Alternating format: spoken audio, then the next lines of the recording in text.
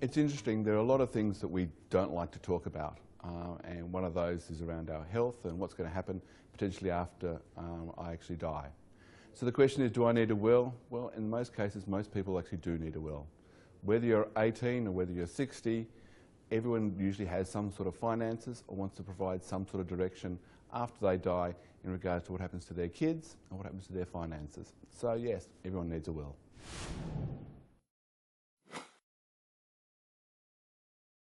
Interestingly, most people think about their will and think about their assets. So they actually think about their investments, their shares, their property, those sorts of things.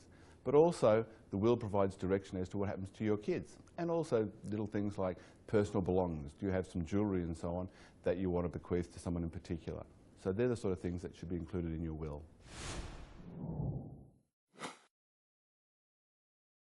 Wills should be reviewed on a regular basis. And in particular, if there are any special milestones, for example, marriages, births, those sorts of things, then you should really look at your will and review it at that time.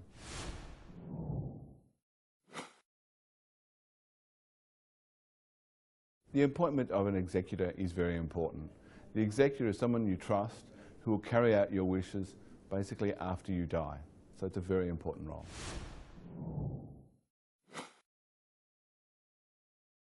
Again, a power of attorney is not something that we often think about, but it is also important. Should there be a time because you're away or because of health reasons you're unable to make decisions, then appointing a power of attorney will enable them to make decisions on your behalf.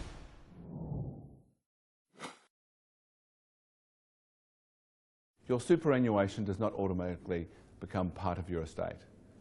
In many cases, your superannuation instructions will actually override your will. So it's very important to understand where your money's going with your superannuation.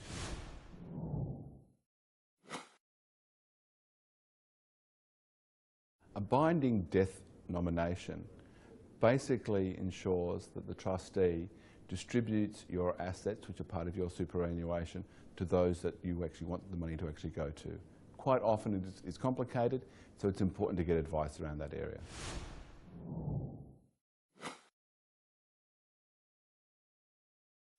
For small business owners, a really important issue is succession planning. And succession planning should be part of your estate planning. So a buy-sell agreement, for example, sets out who the owners will actually buy from, what the price will be potentially of the business, to ensure that should you get injured or should you die, that there is a smooth transition for the business, but also for your family.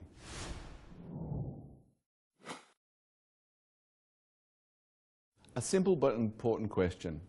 Make sure that those who need to know where your will is. In addition, your family should also understand who your solicitor, who your accountant, and potentially who your financial planners are, i.e. who your professional advisors who will assist you through this process.